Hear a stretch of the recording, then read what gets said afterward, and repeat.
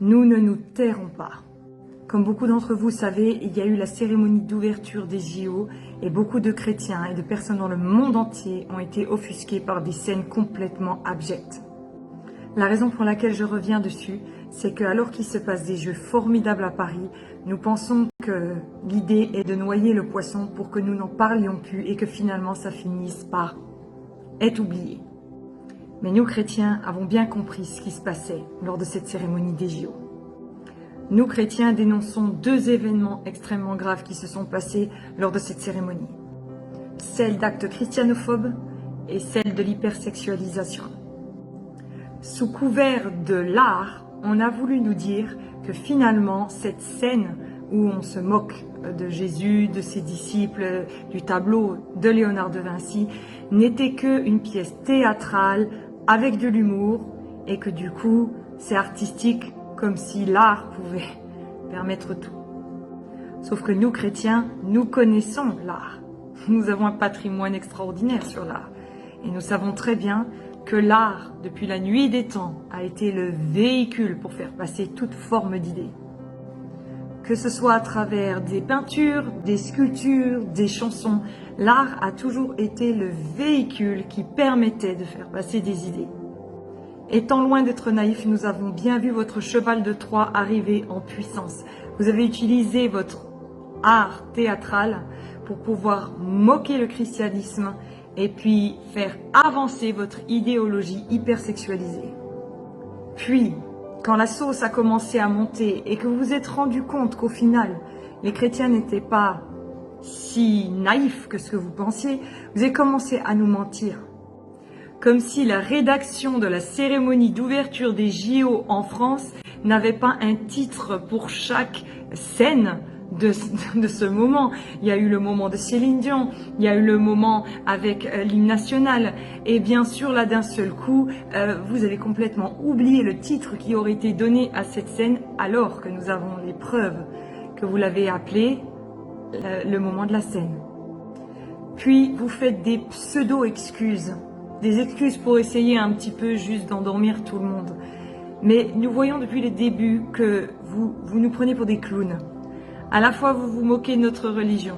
Après, vous essayez de nous faire croire que finalement, on n'a pas vu ce qu'on a vu. On est quand même un tiers de la planète à l'avoir vu quand même. Mais bon, qu'on ne connaîtrait pas notre culture, bien évidemment. On ne connaît pas ce tableau de Léonard de Vinci. Et pour finir, vous nous donnez des fausses excuses. Votre pardon, il est léger et il est saupoudré après de bah si ça vous a offensé, excusez-nous. Ah bah non, pas du tout, on n'y pensait pas. Il n'y a pas d'excuse officielle. Du début à la fin, les chrétiens sont pris vraiment pour des clowns. Mais sachez-le, de toute éternité, vous n'êtes pas les premiers à essayer de moquer, de discréditer ou de faire du mal au christianisme. Aujourd'hui, nous sommes la religion la plus persécutée au monde. Mais nous nous relevons toujours de nos cendres, Christ est mort, mais ressuscité. Sachez que mine de rien, il y a un verset dans la Bible qui dit que le diable fait une œuvre qui le trompe. Depuis que vous avez fait ça, j'ai jamais vu sur les réseaux sociaux et dans le monde autant de chrétiens unis. Ça a produit deux choses. À la fois, ce n'est pas passé que Christ soit moqué, et deuxièmement, ce n'est pas passé que vous essayez de faire passer votre idéologie à nos enfants. Vous saurez quelque chose, on ne touche pas à la foi des gens et on ne touche pas aux enfants des gens. Quand vous faites ça, ça lève des lions. Je finis par me dire que c'était peut-être même ce qu'il nous fallait pour que nous les chrétiens nous réveillons. La raison pour laquelle je fais également cette vidéo, c'est parce que je vois très bien le fonctionnement que a le diable pour arriver à ses fins. Soit il y va par force, chose que vous avez essayé de faire. Quand ça ne marche pas, il essaye de se faufiler un peu en serpent, en arrangeant les choses et tout ça. Là, ça n'a pas marché non plus. Et sa troisième idée, c'est la victimisation. Mais ça non plus, ça ne marchera pas. Nous ne pleurerons pas, nous ne repentirons pas d'avoir essayé de protéger nos enfants et de vous dire que oui, la cérémonie des JO a été hyper sexualisée et c'est très très grave. Vous avez voulu jouer sur une fine cordelette en essayant de dire ben non, les gens n'étaient pas nus. Mais peints en bleu, ou alors avec des habits tellement approximatifs qu'on peut tout deviner de la nudité. D'ailleurs, il y a eu un moment donné où en effet le collant de l'un d'eux a craqué, laissant apparaître, bref. Donc non, vous n'êtes pas des victimes. Vous saviez très bien ce que vous faisiez. Ce sont les enfants qui ont vu ça, qui sont les victimes. Vous avez été à la limite du hors-la-loi, parce qu'en France, on n'a pas le droit à l'exhibitionnisme. Et d'ailleurs, la cérémonie officielle des JO, il y a une charte, et dedans ne doit apparaître ni parti politique, ni religion, ça doit être complètement neutre. Vous avez fait passer votre idéologie et vous avez moqué une religion. Ça aussi, ça pose problème.